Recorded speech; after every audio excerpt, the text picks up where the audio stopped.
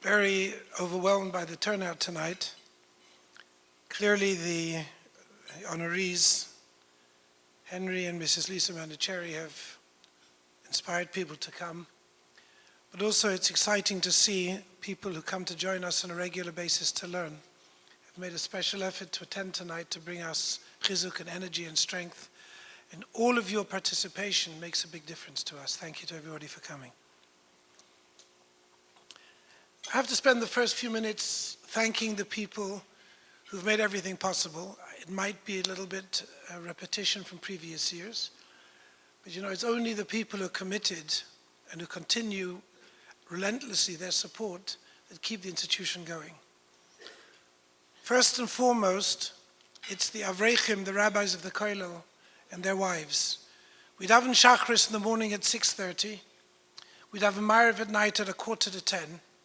So you have to leave your house by 6:15 in the morning, and you won't come home basically till after 10 at night. You are home a couple of times during the day, but thank God with growing and developing families, the responsibilities that use up all that spare time. So basically we have people who are working from before dawn to well after dusk to learn, to teach, to help, to counsel, to give shiurim, to be with people, and they should be appreciated and recognized.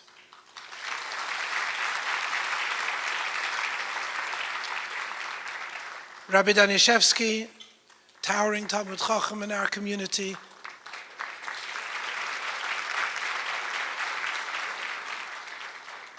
who is in charge of running our Beis Medrash as a very sagacious, learned, profound, competent individual who has kept the Beis Medrash going for over 12 years now in an incomparable manner.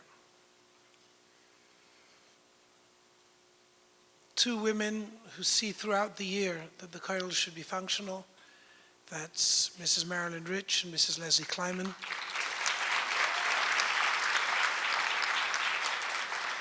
And they are joined for the dinner by Mrs. Tali Merowitz and Ilana Bibitstein,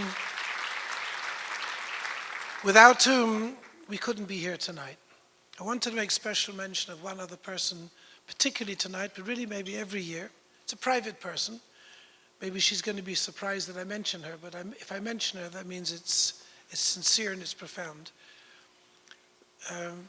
Some of you are aware, we've been fortunate, partly with the guidance of Mr. Henry Manicherry, to acquire a property on Pico Boulevard, the Chase Bank, that should become the home of the Kollel. This required a lot of technical work and support throughout the year in dealing with Mr. Manicherry, and he leans largely on this person, and we're very close with her. I'd like to thank Shoshana Brickman.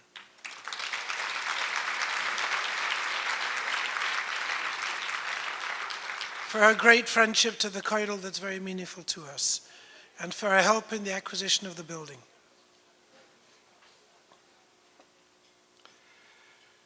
We have, as many of you know, an outstanding ladies program.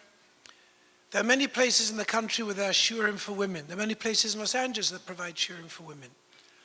Our program, under the leadership of Mrs. Sarah Gertel, is unique because she devotes so much time in ensuring that the shiurim and the lessons provided should be the ones that are necessary for the people, that can help the people, that can assist them in their growth and their development in Yiddishkeit. And we're very, very grateful to her, and we're very proud of her program.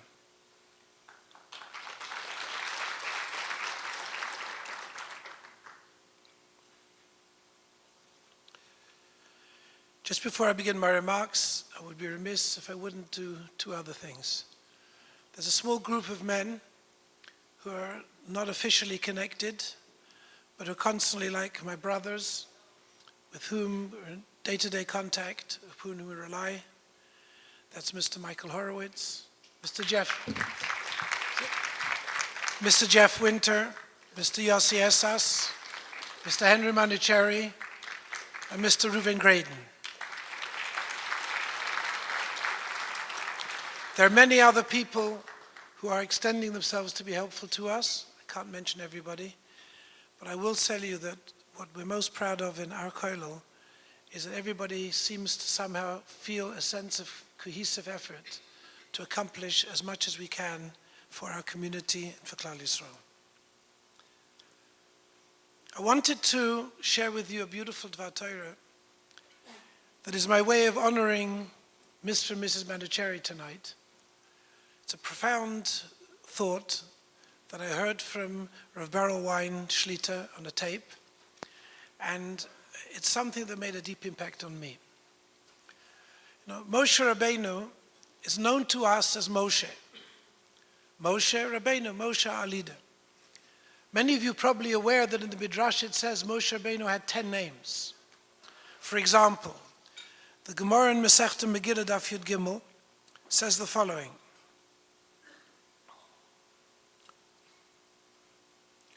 Yered ze Moshe. There was a name Yered which also was given to Moshe Rabbeinu. V'lama nikra shmo Yered. What sort of a name is that? Sheyorad lahem liYisrael mon b'yomov. That in his merit, manna fell to the Jews in the desert. So he was given a name Yered. Another name Gradon. Shegodar pirtosein shel Yisrael. He saw wherever he saw something wasn't quite in order.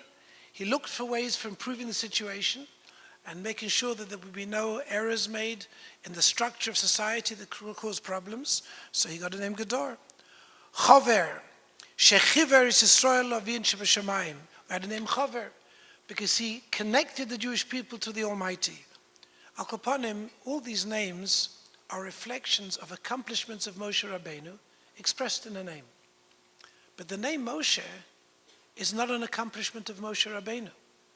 Moshe was called Moshe, Kiminamayim Mishisihu, the daughter of Pharaoh, Batya, Bas Paro. When she saved Moshe from the Nile and picked him out, she said, this person is a miracle person. I've picked him out of the water and I will give him a name that will connote the fact that he's a miracle.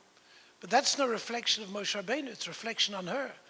She sacrificed herself, her father, wildly opposed to the Jewish people, throwing kids into the Nile, putting kids into brick walls. He could have killed her. So she made a sacrifice in order to save this child and protected him. Then he has this unusual life. The one Jew who Pharaoh should be frightened of is being raised in the house of Pharaoh. And the name that is given is Moshe, and the name sticks. And Mefarshim grapple with this issue. Why does Moshe for all ages become Moshe Rabbeinu as opposed to Avigdor, Chover, Yered, or one of the other names, which would reflect his accomplishments? In the Torah, when Moshe Rabbeinu came to the desert, and he then saw the burning bush, this is what the verse says. The verse says,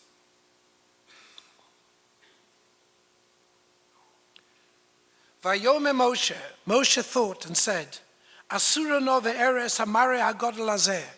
I've got to take time, stop what I'm doing, walk across to this bush, and find out and examine, Madua lo yivar hasneh. Why is the snare not being consumed? Vayar Hashem kisal liros. HaKadosh Baruch Hu observed that Moshe took out his time to go and see this phenomenon. Vayikra elav Elokim mitoch hasneh. And from within the burning bush, the Almighty calls out and says, Moshe, Moshe. HaKadosh Baruch Hu refers to Moshe Rabbeinu as Moshe, and he repeats the word, Moshe, Moshe. And Moshe says, Hineni. And then begins a long dialogue between Moshe and HaKadosh Baruch Hu. The Almighty wants to appoint Moshe to be the leader of the people, the Messiah, to go to Egypt and to ensure the Exodus. And he's putting this obligation on Moshe. And Moshe, in his humility, in his great and profound sense of being a private person who wants to serve Hashem out of the limelight, who has an older brother, Aaron, who maybe will be offended if Moshe takes the position. Moshe is begging and pleading with Hashem, someone else should get the job. Until finally, at the end of the dialogue, many verses later, Hashem gets upset. There's a charonaf, there's an anger from Hashem. So Rabbi Boruch said the following, absolutely masterful, beautiful. Do you know why Hashem was angry? Hashem said to Moshe Rabbeinu, hello, do you know your name is Moshe? Do you know that you were pulled out of the Nile miraculously? You should have drowned in the Nile. Or somebody vindictive should have found you and drowned you in the Nile. Or when you came to Pharaoh's house, who knows what could have happened to you as a Jewish child? Do you not notice that you were handpicked to become something? Do you think I'm asking and addressing you out of nowhere? Or do you realize Moshe, Moshe, of all your names, Moshe means you have a responsibility. HaKadosh Baruch Hu has saved you. HaKadosh Baruch Hu has picked you. HaKadosh Baruch Hu has said to you, you are someone unique. When the challenge and the opportunity to do something incredible and unique comes, that's what you were made for. That's what you were saved for. How can you possibly refuse? And Rabbi Boruch said the following. He said that in 1947, the chief rabbi of what was then Palestine, Rabbi Yitzchak Isaac Herzog, came to Chicago. He said he came off the plane. Rabbi Wein was not yet bar mitzvah at the time. His father took him to the airport. It's the first time he ever went to an airport. And they went to the airport with all the rabbis of Chicago to greet Rabbi Herzog. And he came off the plane, English style, with a top hat. That's the way the chief rabbi walks in England. Flowing silver beard, a cane, and in the other hand a Tanakh. And he walked down from the plane, and it was just a maranoira. And directly from the airport, they went to Skokie Yeshiva. And in Skokie Yeshiva, all the rabbonim of the city sat, and 250 young men from the yeshiva were also present. And the Rav Roshi, the chief rabbi, gave a shiur immediately in Yiddish in a hard Talmudic subject, Ein Shliach L'Dvar Avera, from the first parak of Baba Metzia. And he gave a shiur, and everybody listened, listening to the brilliance of this man. And then he stopped. And I said, I want to speak in English to address the young people who are here tonight, this morning. The young people being the yeshiva students. And he said to them the following, listen carefully. I hope I'll get it through it without difficulty. He said, I've come from Rome in Italy. And I had an audience with the Pope, Pius XII, a man who certainly wasn't pious, but was called Pope Pius. And I went to him with a list. This is Rabbi Herzog speaking. I went to him with a list of 10,000 Jewish children whose names we know, who were deposited in Catholic institutions during the war to save their lives. And I came to ask him to return the neshamas to Klal Yisrael. Give back their neshamas. And he said to me in his piety, they've been baptized and they are fully fledged Catholics and I cannot return them. At which point, Rabbi Herzog broke down and wept. Rabbi Wein says, I've never seen a person cry like that in my life. He cried over 10,000 children. Then he cried over 1.2 million children that died in the Holocaust. And then he cried over the Holocaust. And then he cried over all 2,000 years of the exile. He said the whole Beis HaMedrash was a sea of tears. And then he turned around when he finished. And he stood erect. And he said to the young men of the yeshiva, you were saved. I can't help even the 10,000 children who are held captive by the Catholics. But you are 250 children who are here. What are you going to do for the Jewish people? What are you going to take on and accomplish on behalf of our people? And Rabbi Wein said that as the 250 young men marched past Rabbi Herzog to receive a bracha after his speech, he shook the hand of every boy and he said to him, I hope you remember what I said. You should do something for the Jewish people. Rabbi Wein says about himself, it's over 70 years since I heard that speech. It still rings in my ear. Every time I feel too lazy to do something, Rabbi Herzog is talking to me. Every time I think a challenge maybe is not for me, Rabbi Herzog is talking again. Ladies and gentlemen, Mr. Manucheri Henry came from Iran. He wasn't born in Los Angeles. Came with his parents, was educated here.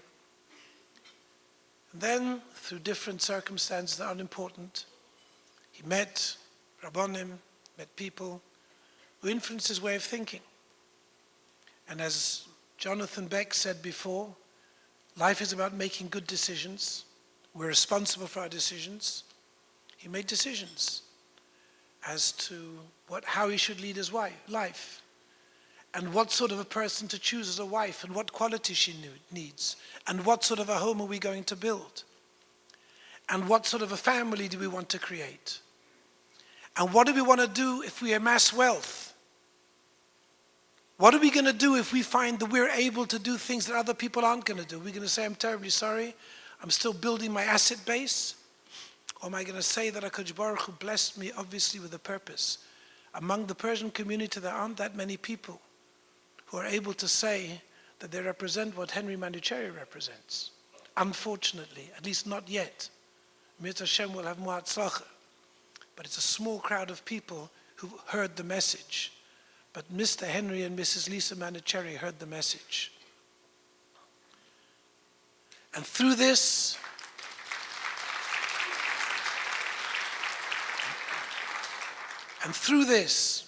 and despite great difficulties that there are in all life circumstances, they've succeeded in building a Torah family.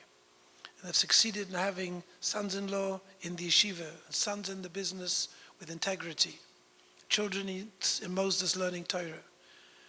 And Henry himself has become close to many Gedolei Torah, including Hagaon HaTzadik, Rav Yaakov Moshe Hillel, from the greatest Talmidei Chachamim we have in Yerushalayim, with whom Henry is friendly. This is the bracha that has come to his house because he realized, Henry, I'm talking about you, not somebody else.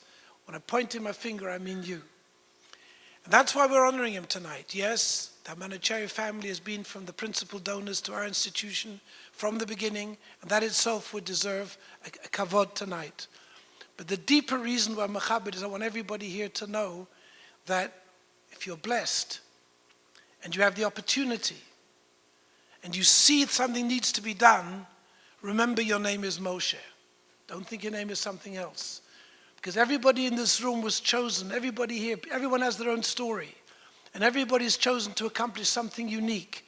We make sure that HaKadosh Baruch Hu sends us that opportunity that we grab it.